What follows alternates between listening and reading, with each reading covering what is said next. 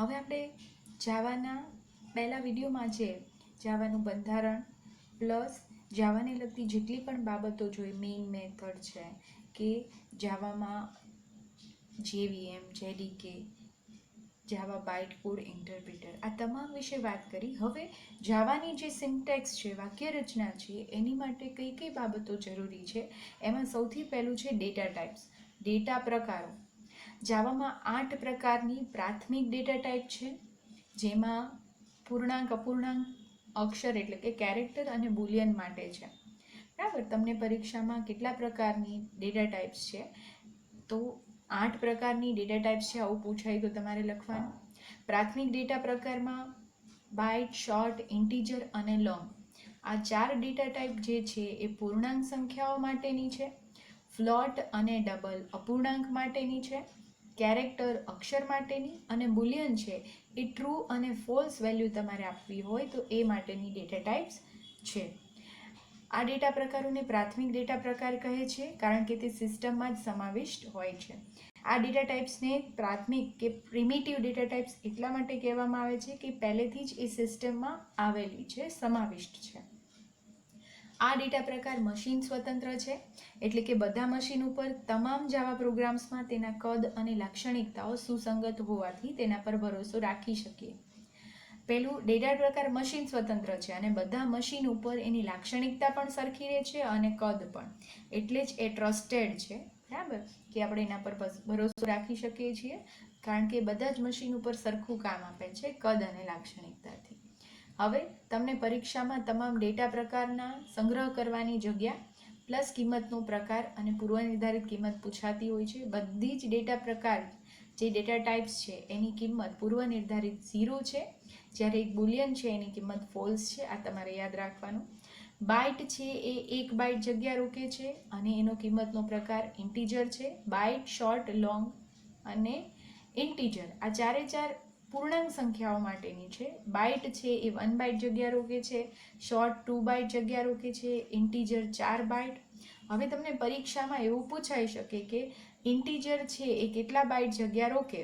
હું 3 અથવા તો તમે 3 ઇન્ટીજર વેરિયેબલ ડિક્લેર કરો તો ટોટલ કેટલી બાઇટ જોશે. બરાબર, તો તમારે આવી રીતનું કેલ્ક્યુલેશનવાળો પ્રશ્ન તમને પૂછાઈ શકે છે પરીક્ષામાં. એવી જ રીતે ઇન્ટીજર કીધું હોય, લોંગ પણ કીધું હોય તો તમારે એનો જવાબ આપવાનો રહે. લોંગ 8 બાઇટ જગ્યા રોકે છે. ફ્લોટ અને ડબલ બંને છે એ કિંમતનો પ્રકાર રિયલ નંબર્સ છે. રિયલ નંબર અથવા તો ફ્લોટિંગ નંબર પણ તમે કહી શકો, કે જે અપૂર્ણાંક સંખ્યાઓ માટે છે. ફ્લોટિંગ 4 બાઇટ જગ્યા રોકે છે, ડબલ છે 8 બાઇટ જગ્યા રોકે છે, કેરેક્ટર 2 બાઇટ્સ જગ્યા રોકે છે અને બુલિયન જે છે એ 1 બાઇટ જગ્યા રોકે છે. બુલિયનનો કિંમતનો પ્રકાર બુલિયન છે, કેરેક્ટરનો કેરેક્ટર, અને બુલિયનની બાય ડિફોલ્ટ વેલ્યુ છે એ ફોલ્સ છે. બીજું, જાવા છે એ કેરેક્ટર માટે 16 બીટ પ્રિસિઝન અને અચિહ્નિત અનસાઇન્ડ યુઝ કરે છે. બરાબર, ડેટા ટાઈપ્સ પ્લસ એ યુનિકોડ અક્ષર સમૂહ છે, યુનિકોડ જે અક્ષર સમૂહ છે એનો ઉપયોગ કરે છે. હવે છે વેરિયેબલ, ચલ. મેમરીમાં સંગ્રહ કરેલા ડેટાનો નિર્દેશ કરવા માટે વાપરેલા નામને ચલ કહેવામાં આવે છે. બરાબર, કે ભાઈ જેમાં તમારે ડેટા મૂકવો હોય, ડેટા સંગ્રહ કરવો હોય એવા નામને તમે વેરિયેબલ કે ચલ કહી શકો, કે જેમાં તમારે અમુક વેલ્યુ સંગ્રહ સ્ટોર કરવી છે. એને ઘોષિત કરવા માટે, ડિક્લેર કરવા માટે ટાઈપ નેમ અને વેરિયેબલ નેમ, આ એની સિન્ટેક્સ છે. ટાઈપ નેમમાં તમારી પાસે જે 8 પ્રકારની ડેટા ટાઈપ્સ રહેલી છે, બાઇટ, શોર્ટ, લોંગ, ઇન્ટીજર, બરાબર, આ કોઈ પણમાંથી તમે એક ડેટા ટાઈપ લઈ શકો. વેરિયેબલ નેમમાં તમારે જે વેરિયેબલનું નામ આપવું છે, ડિક્લેર કરવું છે, એનું નામ અહીંયા લખવાનું છે. ફોર એક્ઝામ્પલ, કે મારે બેલેન્સ નામનો વેરિયેબલ ડિક્લેર કરવું છે, એ અપૂર્ણાંક છે, તો હું ફ્લોટ કે ડબલ લઈશ ડેટા ટાઈપ્સ. ફોર એક્ઝામ્પલ, અત્યારે આપણે ડબલ લઈએ તો ડબલ બેલેન્સ.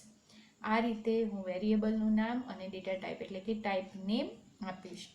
વેરિયેબલના નામ એક કરતાં વધારે હોય, કે ભાઈ મારે 5-6 વેરિયેબલ ઇન્ટીજરના ડિક્લેર કરવા છે, 1 2 3 એમ, સબ્જેક્ટ 1, સબ્જેક્ટ 2, સબ્જેક્ટ 3 એમાં માર્ક મૂકવા છે તો હું ઇન્ટીજર પછી સબ્જેક્ટ 1 અલ્પવિરામ, સબ્જેક્ટ 2 અલ્પવિરામ, સબ્જેક્ટ 3 આ રીતે વેરિયેબલ બંને અલ્પવિરામની મદદથી છૂટા પાડી અને એક સાથે જ લખી શકાય છે એક કરતાં વધારે. ઉદાહરણ આપેલું છે તમને ઇન્ટીજર માર્ક્સનું. આ રીતે તમે વેરિયેબલ ડિક્લેર કરી શકો.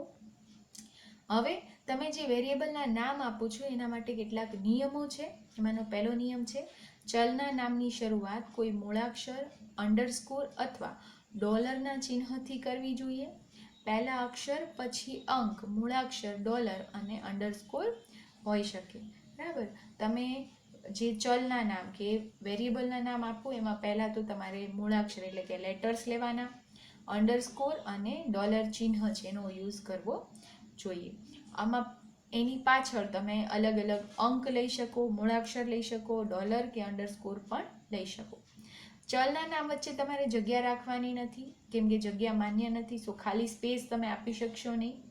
ચલના નામ તરીકે જાવાનો આરક્ષિત શબ્દ એટલે કે reserved keyword, public, class, void, main, static, આ બધા શબ્દો છે એ જાવાના પર્ટિક્યુલર પર્પઝ માટે રિઝર્વડ છે, આરક્ષિત છે. આપણે એનો ઉપયોગ કરી શકતા નથી.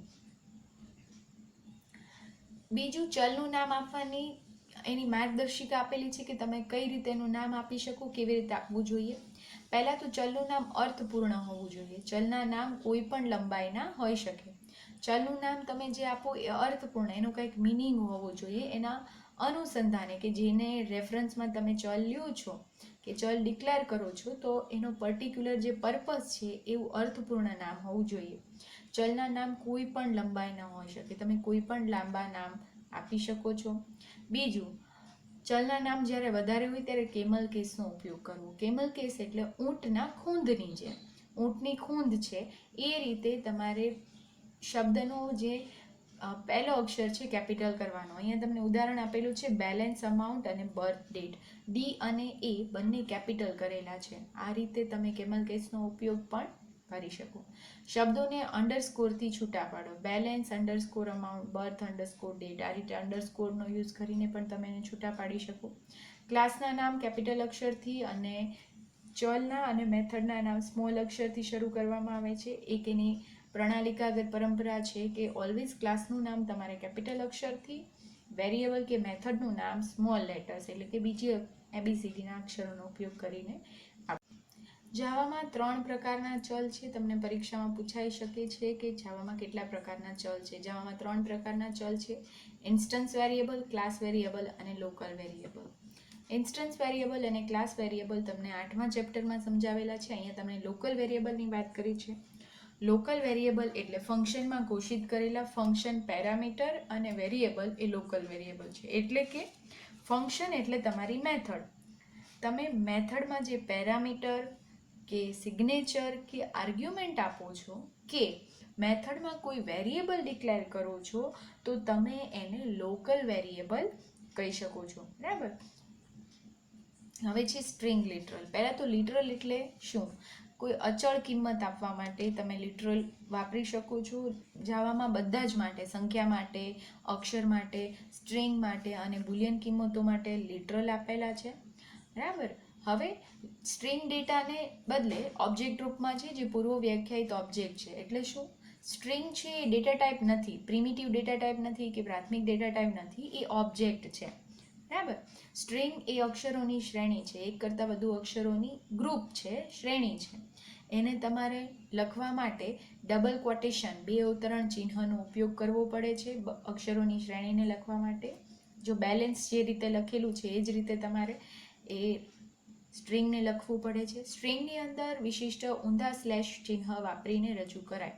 એટલે કે તમારે પર્ટિક્યુલર કોઈ ચિહ્ન કે કંઈ આપવું હોય ત્યારે તમે ઊંધા સ્લેશ સાથે પર્ટિક્યુલર કોઈ સ્પેશિયલ કેરેક્ટર યુઝ કરવું હોય તો તમે ઊંધા સ્લેશ સાથે એને આપી શકો. ફોર એક્ઝામ્પલ, તમને એક આપેલું છે /U2122, TM સાઇન માટે આ જે છે કોડનો યુઝ થાય છે. સો તમે આ રીતે વિશિષ્ટ ચિહ્ન જે છે આપવા માટે ઊંધા સ્લેશનો યુઝ કરી શકો છો. એ પણ એક સ્ટ્રિંગ લિટરલનો ટાઈપ એમાં ઇન્ક્લુડ છે. નાવ હવે જોઈએ કમેન્ટ્સ. કમેન્ટ એટલે શું? તો કે ભાઈ કમેન્ટ છે એ કમ્પ્યુટર કમેન્ટને પૂરેપૂરું ઇગ્નોર કરે છે, એને ધ્યાને લેતું નથી. કમેન્ટ માત્ર ને માત્ર માનવ વાચકો માટે એટલે કે આપણા માટે હોય છે કે જે પ્રોગ્રામને સમજીએ આપણે વેરિયેબલ કે ચલ કે પ્રોગ્રામ તમે જે લખેલું છે એ શેના માટે છે, એના પર્પઝ હેતુ સમજવા માટે કમેન્ટ્સ આપીએ છીએ. તમને એક્ઝામમાં પૂછાઈ શકે પરીક્ષામાં કે કમેન્ટના કેટલા પ્રકાર છે. કમેન્ટના 3 પ્રકાર છે. એમાં છે પહેલું બહુલીટી કમેન્ટ, એક લીટી કમેન્ટ.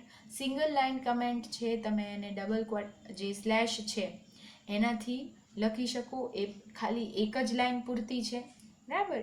બીજી લાઇન તમારે લખવી હોય તો ફરીથી તમારે ત્યાં આ રીતે ડબલ સ્લેશ આપવા પડે. બહુલીટી કમેન્ટ, એકથી વધારે લીટી જ્યારે તમારે કમેન્ટ લખવી હોય ત્યારે તમે આ રીતે સ્લેશ એસ્ટ્રિક અને પૂરી કરવી પડે છે. આ કમેન્ટને સ્લેશ એસ્ટ્રિકથી શરૂ કરો, એ જ રીતે એને પૂરી કરવા માટે એસ્ટ્રિક સ્લેશનો ઉપયોગ કરવો પડે છે. હવે દસ્તાવેજી કમેન્ટ એટલે કે ડોક્યુમેન્ટેશનલ કમેન્ટ છે એ તો કે સ્લેશ ડબલ એસ્ટ્રિક સાઇનથી શરૂ કરવાની અને એસ્ટ્રિક સ્લેશથી એને પૂરી કરવી ફરજિયાત છે. સો આ રીતે તમે જાવામાં કમેન્ટ આપી શકો છો, બરાબર. જે કમેન્ટની આ જે સિન્ટેક્સ છે તમારે એને ફરજિયાત ફોલો કરવી પડે છે. તમે જ્યારે પણ કમેન્ટ આપતા હો તો એને બહુલીટી કે દસ્તાવેજીકરણ કમેન્ટ હોય તો તમારે એને પૂરી કરવી પડે છે. હવે છે પદાવલી એટલે કે એક્સપ્રેશન. પદાવલીઓ પ્રોગ્રામના અનિવાર્ય ભાગ છે. પદાવલીના પાયાના ઘટકો લિટરલ, ચલ કે ફંક્શન કોલ છે, બરાબર. જે એક્સપ્રેશન છે અથવા તો પ્રોગ્રામિંગ તમે જે કરતા હો, બરાબર, એમાં એક્સપ્રેશન એટલે તો કે ભાઈ એક પ્રકારનું વિધેય છે, બરાબર, કે તમારે કોઈ સંખ્યા આપવી છે તો એ સંખ્યા અથવા તો સંખ્યાની કંઈ પણ તમે પ્લસ માઇનસ કરો છો તો આ એક પ્રકારનું એક્સપ્રેશન થયું.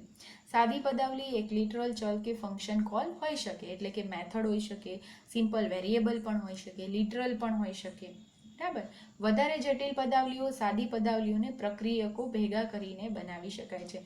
તમારે જટિલ એટલે કે વધારે જટિલ કે ગૂંચવાળી એવી એક્સપ્રેશન કે પદાવલી બનાવવી છે તો તમારી પાસે અલગ અલગ પ્રક્રિયકો છે કે ભાઈ પ્લસ માઇનસ છે, મોડ્યુલસ છે, ઇન્ટુ ડિવિઝન છે, બરાબર, ગ્રેટર દેન, લેસ દેન અથવા તો એન્ડ ઓર નોટ. આવા બધા પ્રક્રિયકોનો ઉપયોગ કરીને તમે જટિલ પદાવલી બનાવી શકો કે A greater than B is equal to C, something આવી કોઈ પણ પદાવલી કે A plus B into C, આવી કોઈ પણ પદાવલીઓ બનાવી શકો. હવે બીજી વાત તમને અહીંયા કરી છે પ્રેસિડન્સ ઓર્ડર્સની, અગ્રતાક્રમની. ગણિતનું જે અગ્રતાક્રમ અથવા તો પ્રેસિડન્સ ઓર્ડર છે એ છે ભાગુ સભા, એટલે કે પહેલા ભાગાકાર, ગુણાકાર, સરવાળો અને પછી તમારે બાદબાકી કરવાની રહી. હવે આ નિયમને તમે ભંગ કઈ રીતે કરી શકો કે ફોર એક્ઝામ્પલ કે મારે છે એ પ્લસ બી ઇન્ટુ સી આપેલું છે તો એમાં ફરજિયાત મારે પહેલાં બી ઇન્ટુ સી એટલે કે ગુણાકારનો અગ્રતાક્રમ પહેલાં છે તો મારે છે પહેલાં ગુણાકાર કરવો પડશે, પછી જ હું સરવાળો કરી શકીશ. તો આવા વખતે મારે નાના કાઉન્સનો ઉપયોગ કરવાનો રહેશે. જો મારે પહેલાં સરવાળો કરવો હોય તો હું એ વત્તા બીને બ્રેકેટમાં લઈ લઈશ, સીને બહાર રહેવા દઈશ, એટલે ઓટોમેટિક પહેલાં મારે સરવાળો કરવો પડશે, એનો અગ્રતાક્રમ બદલાઈ જશે. એટલે સરવાળોનો અગ્રતાક્રમ પહેલાં આવી જશે, પહેલાં સરવાળો થશે અને પછી ભાગાકાર થશે. તો આ રીતે કાઉન્સનો ઉપયોગ કરીને તમે અગ્રતાક્રમ બદલાવી શકો છો પદાવલી કે એક્સપ્રેશનમાં. હવે નેક્સ્ટ છે પ્રક્રિયક. તો કે ભાઈ પદાવલી બનાવવા માટે વિશિષ્ટ ચિહ્નો જે યુઝ કરો, પ્લસ, માઇનસ, મોડ્યુલસ અથવા તો greater than, less than, and or not, assignment operator, આ બધા જ પ્રક્રિયક છે, બરાબર. 5 પ્રકારના પ્રક્રિયક છે જાવામાં: અંકગણિત પ્રક્રિયક, તુલનાત્મક પ્રક્રિયક, તાર્કિક પ્રક્રિયક, શરતીય પ્રક્રિયક અને એસાઇનમેન્ટ પ્રક્રિયક. સો જાવામાં 5 પ્રકારના પ્રક્રિયકો છે જેમાં આપણે 1 બાય 1 જોતા જઈએ. પહેલું છે અંકગણિતીય પ્રક્રિયક. અંકગણિતીય પ્રક્રિયક સરવાળો, બાદબાકી, ગુણાકાર, ભાગાકાર અને મોડ્યુલસ, બરાબર, આના માટે થાય છે. આ અંકગણિતીય પ્રક્રિયક છે. હવે આ બાઇનરી પ્રક્રિયક છે એટલે કે તેમાં 2 સંકાર્ય હોય. Means what? સરવાળો બાદબાકી કરવું હોય મારે તો મારે 2 સંખ્યા જોશે, 10 વત્તા 5 આવી કોઈ 10, 5 છે અથવા તો એ વત્તા બી છે, એ માઇનસ બી, આ રીતે મારે 2 સંકાર્ય જોઈએ છે. સો આને બાઇનરી પ્રક્રિયક કહેવાય છે કે એમાં 2 સંકાર્યની જરૂર પડે છે. બીજું, પ્રક્રિયક પ્લસ અને માઇનસ યુનરી પ્રક્રિયક તરીકે વપરાય છે, એટલે કે તેમાં એક જ સંકાર્ય હોય છે. એટલે તમે જે 5 હોય તો 5 ધન હોઈ શકે અથવા તો ઋણ હોઈ શકે. સો એને તમે યુનરી પ્રક્રિયક પણ કહી શકો અથવા તો એકપદી પ્રક્રિયક પણ હોઈ શકો. એમાં એક જ સંકાર્ય હોય તો પણ ચાલે. આ બધા જ પ્રક્રિયકો તમામ પ્રકારના આંકડાકીય ડેટા ઉપર લાગુ કરી શકાય. જે પણ આંકડાકીય ડેટા તમારો હોય એના પર તમે આ અંકગણિતના બધા જ પ્રક્રિયા લાગુ કરી શકો. Byte, short, integer, long, float અને ડબલ. ઉપરાંત કેરેક્ટરમાં પણ આ એપ્લાય કરી શકો. કેરેક્ટર માટે યુનિકોડ પ્રમાણે સંખ્યા ગણવામાં આવે છે. હવે પ્લસ પ્રક્રિયક છે એનો એક વધારે ઉપયોગ થાય છે લખાણને જોડવા માટે, બરાબર. સ્ટ્રિંગ છે અને વેરિયેબલ આ બંનેને કોન્કેટિનેશન કરવા અથવા તો જોડવા માટે પ્લસ પ્રક્રિયકનો ઉપયોગ થાય છે. સો પ્લસ પ્રક્રિયક છે એનો ઉપયોગ એક તો સરવાળા માટે, પછી યુનરી પ્રક્રિયક એટલે કે ધન કે ઋણ સંખ્યા માટે, પ્લસ તમે બે સ્ટ્રિંગ અને વેરિયેબલને જોડવા માટે પણ આનો ઉપયોગ થાય છે. હવે જોઈએ અંકગણિતના તમને સરવાળો, બાદબાકી, ગુણાકાર, ભાગાકાર અને મોડ્યુલસ છે આપેલા છે. ઇન્ક્રીમેન્ટ અને ડિક્રીમેન્ટ પ્રક્રિયક જોઈએ. એકપદી પ્રક્રિયક ઇન્ક્રીમેન્ટ અને ડિક્રીમેન્ટને અનુક્રમે વૃદ્ધિ પ્રક્રિયક અને હાસ પ્રક્રિયક કહેવામાં આવે છે. ઇન્ક્રીમેન્ટ પ્રક્રિયક અને ડિક્રીમેન્ટનો તફાવત જોઈએ. ઇન્ક્રીમેન્ટ પ્રક્રિયક છે એ ચલમાં એક ઉમેરે છે, કોઈ પણ વેરિયેબલ હોય તો એમાં એક ઉમેરે છે, જ્યારે ડિક્રીમેન્ટ પ્રક્રિયક છે એ ચલમાંથી એક છે બાદ કરે છે, એક ઓછું કરે છે. મીન્સ વોટ કે જે વેલ્યુ આપેલી હોય વેરિયેબલ એમાંથી એક બાદ થઈ જાય છે.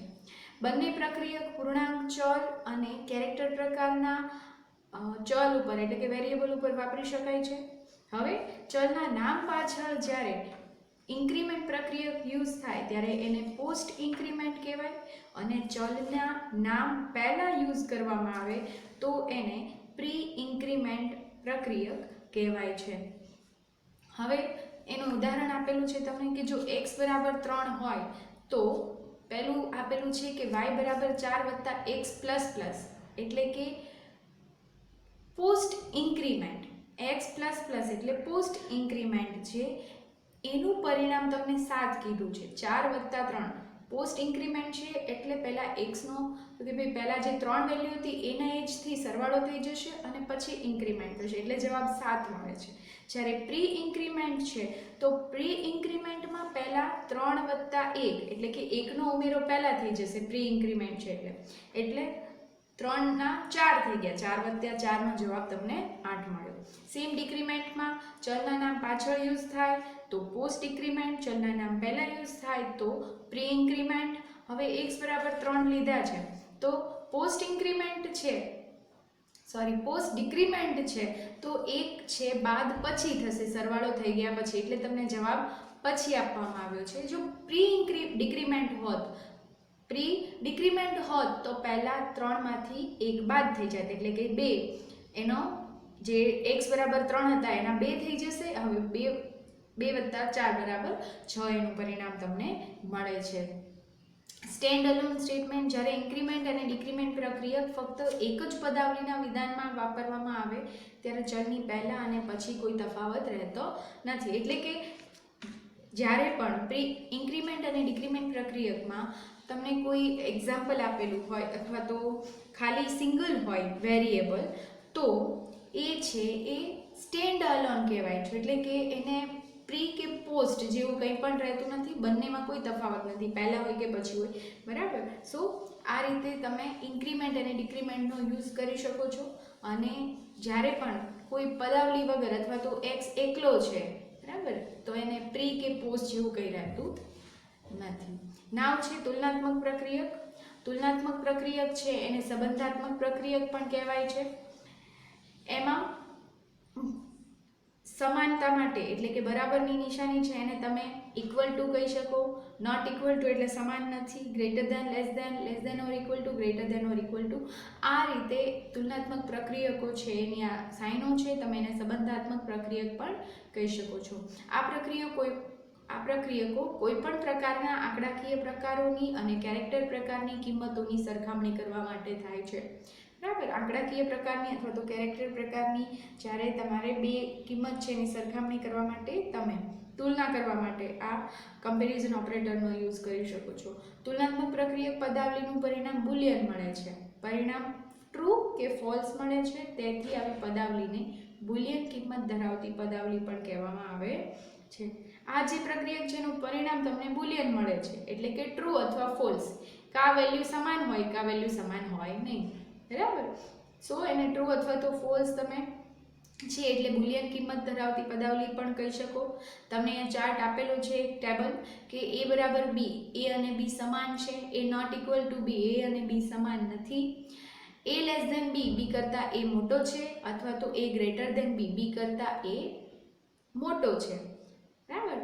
Then a less than or equal to b, b કરતાં a નાનો અથવા સરખો છે.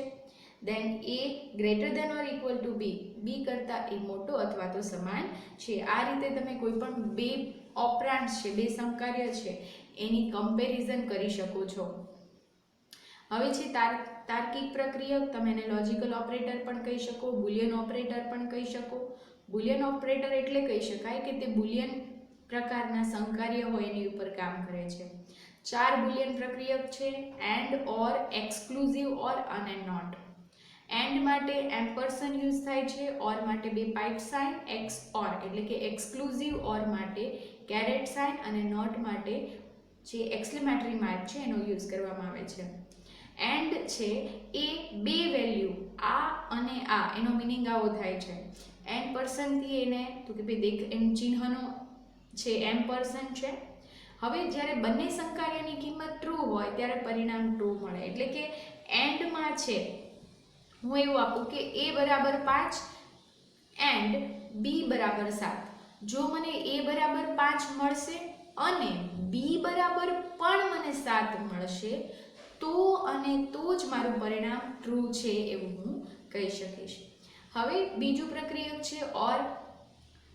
એ પહેલાં તમને એક વાત કરું, એન્ડમાં છે કોઈ પણ વેલ્યુ ઇન કેસ ફોલ્સ મળે છે કે a બરાબર મને 5 મળે છે પણ b બરાબર 7 નથી મળતા તો પણ વેલ્યુ ફોલ્સ થશે.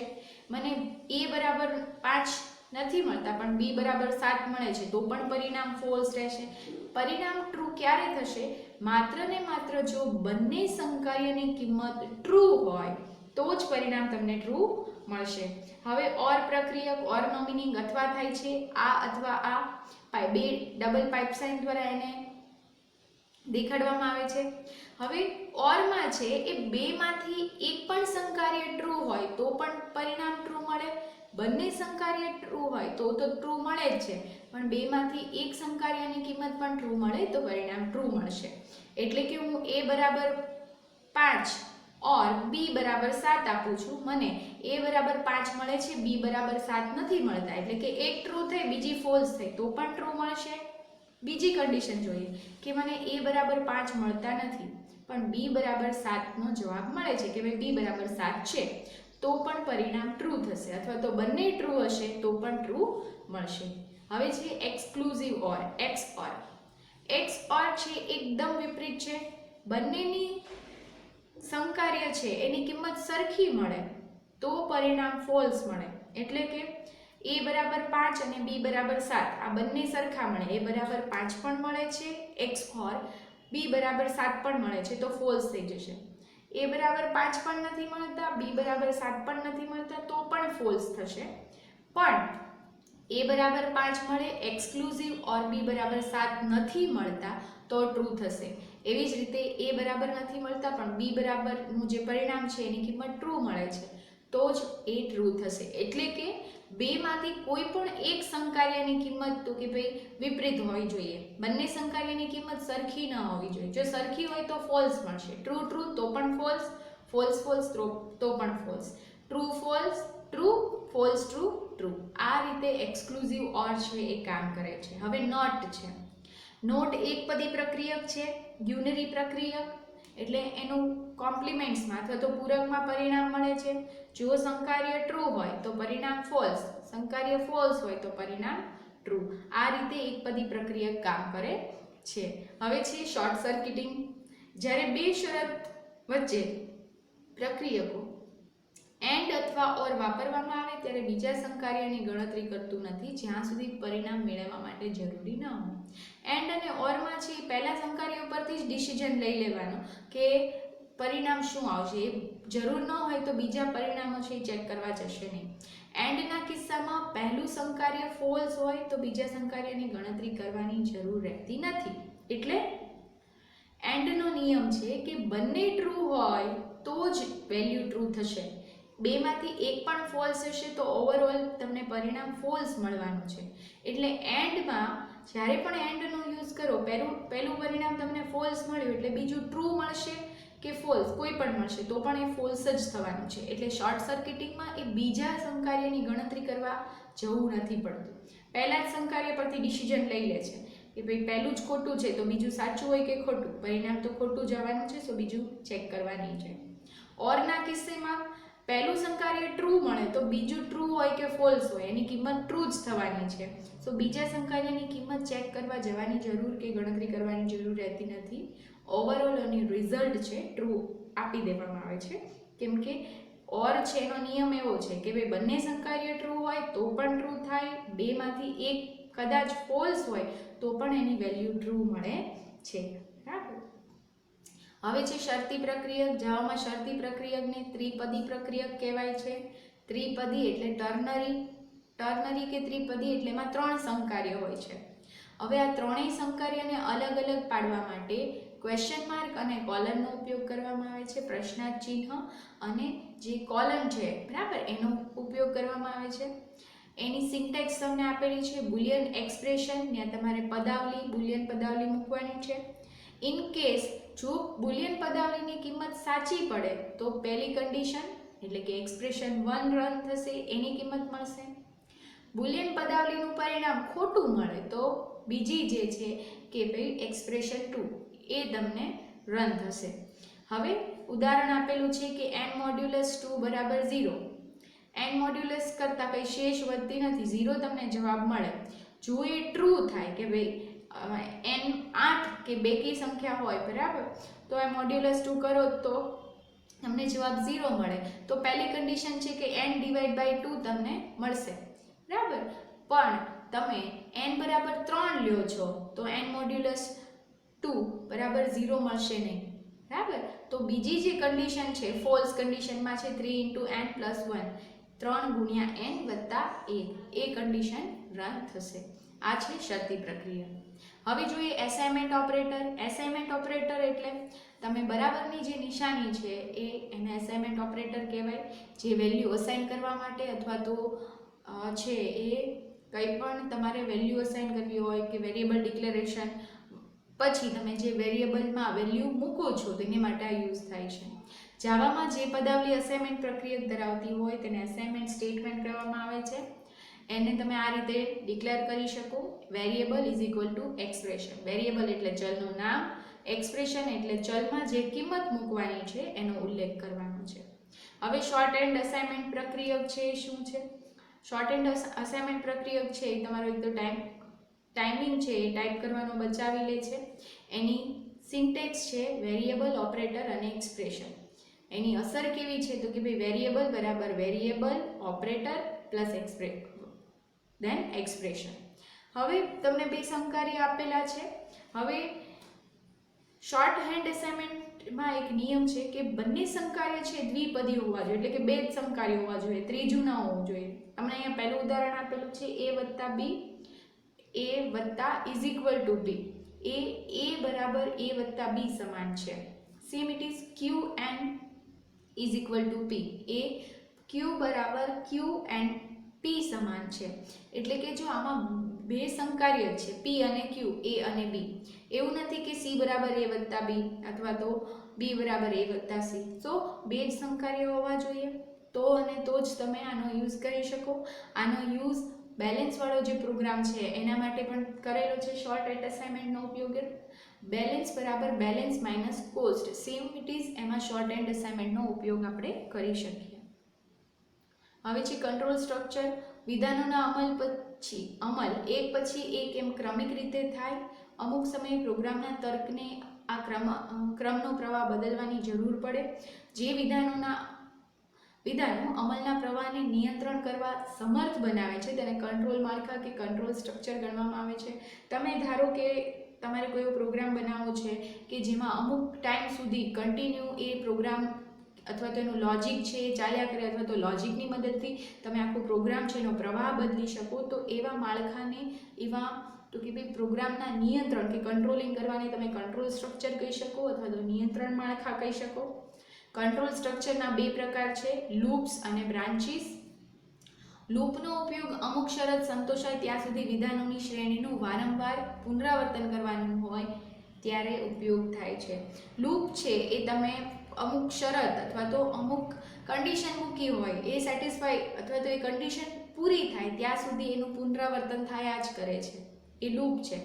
બ્રાન્ચીસ છે એ તમારી પાસે મલ્ટિપલ ચોઇસ હોય અથવા તો બ્રાન્ચનો ઉપયોગ જ્યારે બે કે વધુ શક્ય કાર્ય દિશામાંથી પસંદગી કરવાની હોય ત્યારે થાય છે. આથી તેને સિલેક્ટિવ સ્ટ્રક્ચર પણ કહેવામાં આવે છે.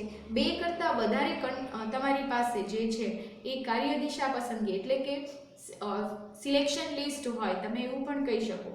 તો એમાંથી જ્યારે પસંદગી કરવાની હોય ત્યારે તમે આ બ્રાન્ચનો ઉપયોગ કરી શકો છો. એને તમે સિલેક્ટિવ સ્ટ્રક્ચર પણ કહેવાય છે. પ્રોગ્રામમાં સામાન્ય પ્રવાહના નિયંત્રણ માટે જાવામાં વપરાતા કંટ્રોલ સ્ટ્રક્ચરના 5 પ્રકાર છે, if, switch, while, do while અને ફોર લૂપ. આ બધા માળખામાં એક વિધાન કે વિધાનોના બ્લોક હોઈ શકે છે. આ બધાને છે છગડીય કૌંસમાં લખવામાં આવે છે, એટલે એમાં એક સ્ટેટમેન્ટ પણ, એક લીટી પણ હોઈ શકે અથવા તો એક કરતાં વધારે લાઈન પણ હોઈ શકે. સો એને બ્લોક કીધો છે. ફર્સ્ટ છે બ્લોક. જે પણ તમે છગડીય કૌંસની વચ્ચે એક સ્ટેટમેન્ટ કે એક કરતાં વધારે વિધાનો કે સ્ટેટમેન્ટ આપો છો એને બ્લોક કહેવાય છે. બરાબર. બ્લોક સ્ટેટમેન્ટ એ કૌંસની જોડી વચ્ચે લખાયેલા વિધાનોનું જૂથ છે, એક કરતાં વધારે સ્ટેટમેન્ટ્સનું ગ્રુપ છે.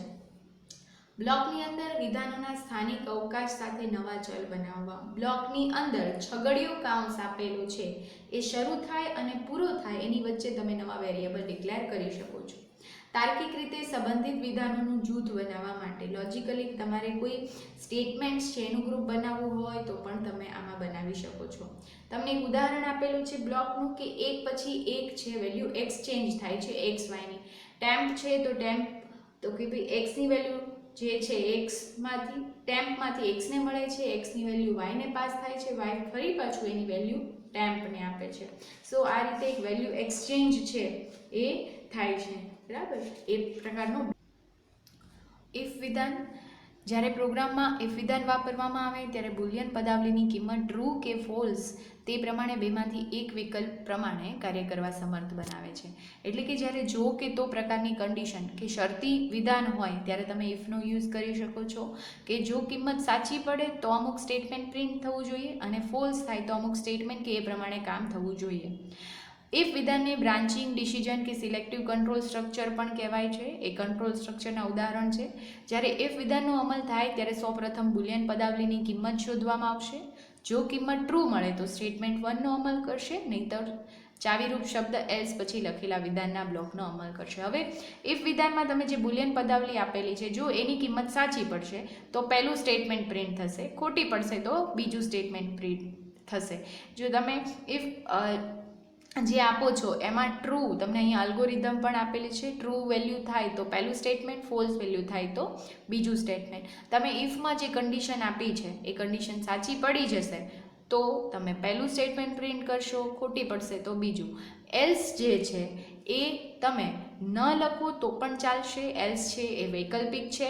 એલ્સ વિના પણ તમે ઇફ લખી શકો. એનું જે ઉદાહરણ છે તમને અહીં આપેલું છે, એની સિન્ટેક્સ ઇફ, બુલિયન એક્સપ્રેશન અને સ્ટેટમેન્ટ્સ આ રીતે પણ તમે આપી શકો. એટલે એલ્સ છે એ ઓપ્શનલ છે, તમે ના લખશો તો પણ ચાલશે.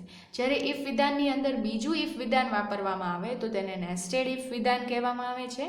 તમે એને નેસ્ટેડ ઇફ પણ કહી શકો છો કે ઇફની અંદર બીજું ઇફ. અહીંયા એક્ઝામ્પલ આપેલું છે કે ઇફ એક્સ ગ્રેટર દેન 0, પહેલી કન્ડિશન કે ભાઈ એક્સ 0 કરતાં મોટો હોય તો પહેલાં જો સ્ટેટમેન્ટમાં છે તમારું કર્સર જશે ત્યાં જશે કે ઇફ વાય ગ્રેટર દેન 0, હવે વાય છે એ પણ 0 કરતાં મોટો છે તો પ્રિન્ટ થશે both X and Y are greater than 0. જો આવું નહીં થાય તો પ્રિન્ટ થશે X less than or equal to 0. X છે એ less than or equal to 0 છે. આ પ્રમાણે તમારું ઇફ વિધાન છે એ નેસ્ટેડ ઇફ તમે બનાવી શકો જો ઇફની અંદર તમે બીજું ઇફ સ્ટેટમેન્ટ યુઝ કરો તો. હવે છે સ્વિચ સ્ટેટમેન્ટ. તમારે મલ્ટિપલ ચોઇસીસ હોય જ્યારે તમારી પાસે અથવા તો મલ્ટિપલ કાર્ય દિશામાં કામ કરવાનું હોય ત્યારે તમે સ્વિચ સ્ટેટમેન્ટનો યુઝ કરી શકો. જ્યારે ચલ કે પદાવલીની કિંમત પ્રમાણે અલગ અલગ ઘણા કાર્યોના વિકલ્પ હોય ત્યારે સ્વિચ સ્ટેટમેન્ટ વાપરવામાં આવે છે. તમારી પાસે ઘણા બધા ઓપ્શન્સ હોય તો જે પદાવલી ટેસ્ટ કરવાની હોય તેના પરિણામ તરીકે જુદી જુદી કિંમતો હોવી જોઈએ. એટલે કે તમારે જે પદાવલી આપેલી છે એની કિંમત અલગ અલગ હોવી જોઈએ. બરાબર. ટેસ્ટ પદાવલી છે એનો પ્રકાર બાઇટ, કેરેક્ટર, શોર્ટ અથવા તો ઇન્ટીજર હોવો જોઈએ. તે ઇનમ ડેટા પ્રકાર પણ હોઈ શકે. આમાંથી કોઈ પણ ડેટા ટાઈપ તમે યુઝ કરી શકો છો સ્વિચ સ્ટેટમેન્ટ માટે. સ્વિચ વિધાનમાં ડિફોલ્ટ અને બ્રેક વિધાન વૈકલ્પિક છે. આ બંને ઓપ્શનલ છે.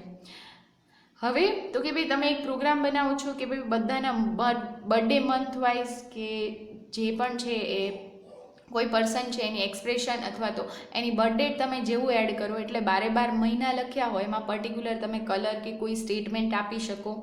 બરાબર.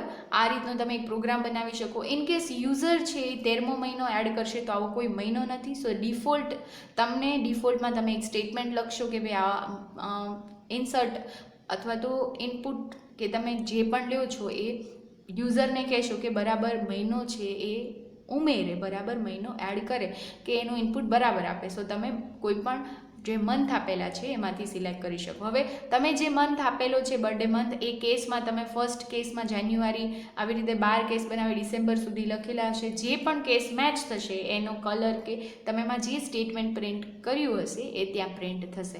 અને જો તમે આ 12 મહિનામાંથી એકોય મહિનો તમારો નહીં હોય, તમે ખોટો મહિનો નાખ્યો હશે તો ડિફોલ્ટ સ્ટેટમેન્ટ પ્રિન્ટ થશે. અને બ્રેક વિધાન, દરેક કેસ પછી એક બ્રેક વિધાન આપવામાં આવે છે એટલે ત્યાં તમારો સ્વિચ સ્ટેટમેન્ટ છે એને બ્રેક લાગી જાય છે, ત્યાં કમ્પ્લીટ થઈ જાય છે.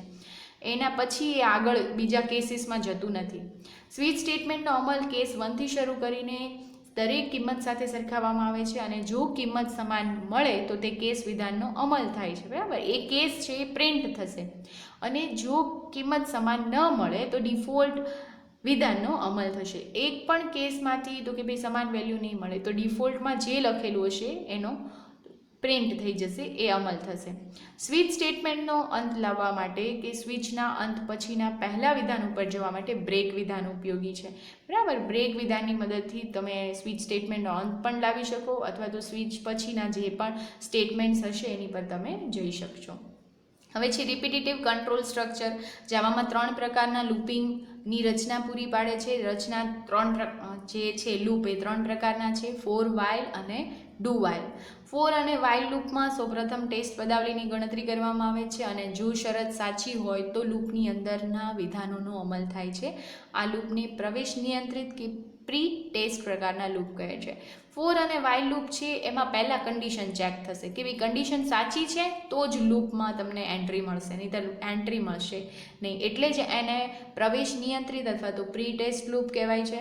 જ્યારે પુનરાવર્તનની સંખ્યા અગાઉથી નક્કી હોય ત્યારે ફોર લૂપ વપરાય છે. તમારી સંખ્યા નક્કી છે કે ભાઈ મારે 10 સંખ્યા પ્રિન્ટ કરવી છે અથવા તો એક સાથે 100 સંખ્યા પ્રિન્ટ કરવી છે, 1 થી 100, તો તમે આ પ્રકારની સંખ્યા નક્કી હોય પહેલેથી તો તમે ફોર લૂપ છે એનો યુઝ કરી શકો. ફોર લૂપમાં તમને 3 ઓપ્શન એક્સપ્રેશન માટે આપેલા છે. પહેલું છે ઇનિશિયલાઇઝર, બીજું છે કન્ડિશન શરત તમારી અને ત્રીજું છે ઇટરેટર અથવા તો પુનરાવૃત્તિ કે ભાઈ જે તમારું પુનરાવર્તન કેટલા સુધી કરવાનું છે એ ચલાવશે. ઇનિશિયલાઇઝર છે તમારી પ્રારંભિક વેલ્યુ, તમારે 1 થી 100 ડિજિટ પ્રિન્ટ કરવા છે તો તમારે પહેલાં તો i બરાબર 1 આપી દેવું પડે અથવા તો 0 આપીશો તો 0થી પ્રિન્ટ થતું જશે. આ રીતે તમે આપી શકો. અને કન્ડિશન શું તો કે ભાઈ 100 કરતાં ઉપર જવું જોઈએ નહીં, જેવું 101 આવે ત્યારે ત્યાં અટકી જવું જોઈએ. આ પ્રકારની કન્ડિશન તમે શરતમાં આપી શકો. અને જે પુનરાવૃત્તિ છે બરાબર ઇટરેટર, એમાં તમે i++ આપશો એટલે દર વખતે 1નો ઉમેરો થતો જશે ને આવી રીતે પ્રોગ્રામ 100 સુધીના નંબર પ્રિન્ટ કરશે. ફોર એ માન્ય વિધાન છે પણ લૂપમાંથી બહાર આવવા કોઈ પણ નિયંત્રણ વિધાનની જરૂર રહે છે. જો બ્રેક વિધાનનો અમલ ન થાય તો તે અનંત લૂપમાં પરિણમે છે. ફોર લૂપમાં તમે બ્રેકનો યુઝ ન કરો અથવા તો તમે કન્ડિશન ખોટી આપી હોય તો ઇન્ફિનિટિવ લૂપમાં તમે જતા રહ્યો છો. તો તમારે માન્ય વિધાન આપવાની જરૂર રહેતી હોય છે. ફોર અને વાઇલ લૂપના છે એક એક્ઝામ્પલ આપેલો છે કે ભાઈ તમારે 1 થી 10 નંબર પ્રિન્ટ કરવા હોય તો તમે આ રીતનું ફોર લૂપ લખી શકો. પહેલાં લીધું છે ઇન્ટીજર આઈ, એક આઈ નામનો વેરિયેબલ ત્યાં જ ડિક્લેર કર્યો છે અને એની વેલ્યુ 0 આપી છે.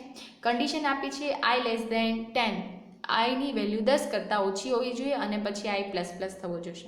હવે આ પ્રોગ્રામનો અમલ થશે ત્યારે પહેલાં છે એ ઇન્ટીજર આઈ બરાબર 0 છે એ અસાઇન કરેલા છે એટલે આઈ બરાબર 0 છે. હવે 0 લેસ દેન 10 કન્ડિશન સાચી પડી, આઈની વેલ્યુ પ્રિન્ટ થઈ, હવે આઈ પ્લસ પ્લસ થયું એટલે 0 વત્તા 1. ઇન્ક્રીમેન્ટ પ્રક્રિયકનો યુઝ થયો. ઇન્ક્રીમેન્ટ પ્રક્રિયકનો નિયમ છે કે 1નો ઉમેરો થાય. સો આઈની વેલ્યુ હવે 1 થઈ ગઈ. 1 લેસ દેન 10, બરાબર, કન્ડિશન સાચી પડી, ફરી 1 પ્રિન્ટ થયો, હવે આઈ પ્લસ પ્લસ થયું. 1 વત્તા 1 બરાબર 2 થયું. આઈ બરાબર હવે વેલ્યુ 2 થઈ ગઈ. 2 લેસ દેન 10, કન્ડિશન સાચી પડી, 2 પ્રિન્ટ થયા, ફરી પાછું 1 ઉમેરો થયો એટલે 2 વત્તા 3, હવે આઈની વેલ્યુ 3 થઈ ગઈ. આવી રીતે આઈની વેલ્યુ 10 સુધી આવશે. 10 લેસ દેન 10 કન્ડિશન ખોટી પડી, ત્યાં તમારું ફોર લૂપ પૂરું થઈ જશે. તો તમે 0 થી 9 સુધીની સંખ્યા પ્રિન્ટ કરી શકશો. સેમ ઇટ ઇઝ વાઇલમાં. પહેલાં તો આઈની વેલ્યુ 0 છે, કન્ડિશન વાઇલમાં ચેક થશે, I less than 10, 0 less than 10 condition સાચી પડશે એટલે આઈ પ્લસ પ્લસ થશે, પ્રિન્ટ થશે 0, પછી 1 થઈ ગયો. હવે 1 લેસ દેન 10 કન્ડિશન સાચી પડી, ફરીથી પ્રિન્ટ થયું, આઈ પ્લસ પ્લસ. આવી રીતે 10 સુધી 9 સુધી ચાલશે, જેવું 10 આવશે ત્યાં કન્ડિશન સ્ટોપ થઈ જશે. હવે લાસ્ટ છે એ છે do while loop. Do while લૂપમાં પહેલાં પદાવલીનો અમલ થાય છે અને પછી પદાવલીની કિંમત ટેસ્ટ કરવામાં આવે છે. પહેલાં જ છે એ એકવાર અમલ થઈ જશે અને પછી જે છે એ પદાવલીની કિંમત ટેસ્ટ કરવામાં આવશે કે ભાઈ ટેસ્ટ જે પદાવલી છે એ સાચી છે કે ખોટી. જો ટેસ્ટની શરતનું પરિણામ ટ્રુ મળે તો લૂપમાં પુનરાવર્તન થાય. આ રીતે ડુ વાઇલ લૂપ નિર્ગમ નિયંત્રિત અથવા તો પોસ્ટ ટેસ્ટ પ્રકારનું લૂપ છે. એટલે કે ડુ વાઇલ લૂપ છે એ કન્ડિશન પછી ચેક કરે છે, પહેલાં એકવાર પ્રિન્ટ કરી દે છે અથવા તો પહેલાં એકવાર એનો અમલ કરી લે છે, એટલે જ એને પોસ્ટ ટેસ્ટ કહેવાય, કારણ કે એમાં ટેસ્ટિંગ પછી થાય છે. એને નિર્ગમ નિયંત્રિત પણ તમે કહી શકો. તમને એવું પૂછાય કે કયું લૂપ ઓછામાં ઓછું એકવાર અમલ થાય છે, તો એ ડુ વાઇલ લૂપ છે જે ઓછામાં ઓછું એકવાર અમલ થાય જ છે. તમને અહીંયા એનો સિન્ટેક્સ આપેલી છે અને અહીંયા એમ જે છે એ એક તમને ઉદાહરણ આપેલું છે 0 થી 9 પ્રિન્ટ કરવા માટેનું. Integer is equal two I is equal to 0. ડુમાં છે પહેલાં તો સિસ્ટમમાં system.out.println આઈ પ્લસ પ્લસ થઈ જશે, 0 પ્રિન્ટ થશે, પ્લસ પ્લસ થશે, પછી વાઇલ ચેક કરશે. આ રીતે તમારું ડુ વાઇલ લૂપ છે એ કામ કરશે. હવે છે બ્રેક અને કન્ટિન્યુ વિધાન. બ્રેક વિધાન સ્વિચ કે લૂપ પ્રકારની રચનાની બહાર પ્રોગ્રામનું નિયંત્રણ ફેરવવા માટે ઉપયોગી છે. લૂપમાં બ્રેક વિધાન લૂપમાંથી નિર્ગમ માટે વપરાય છે, એટલે કે એક્ઝિટ માટે તમે બ્રેક વિધાન છે એનો યુઝ કરી શકો છો. ત્યાં તમારા પ્રોગ્રામ છે એ બ્રેક થઈ જશે. કન્ટિન્યુ વિધાન સેમ ઇટ ઇઝ. કન્ટિન્યુનો યુઝ તમારો જે સ્ટેટમેન્ટ્સ છે એના પછીના વિધાનોને છોડી દેવા પણ અને પ્લસ પછીના વિધાનો છે તે પછીના છે એના પુનરાવર્તન રિપીટેશન અથવા તો ત્યાંથી કન્ટિન્યુ કરવા માટે તમે કન્ટિન્યુનો યુઝ કરી શકો છો. સો બ્રેક અને કન્ટિન્યુનું કામ એના નામ જેવું જ છે. નાવ તમારું 7મું ચેપ્ટર અહીંયા પૂરું થાય છે. 7મા ચેપ્ટરના જે પણ પ્રેક્ટિકલ વિડીયોઝ છે એ હું અપલોડ કરવાની છું. સો પ્રેક્ટિકલ માટે તમે એને જોઈ શકો છો. Have a nice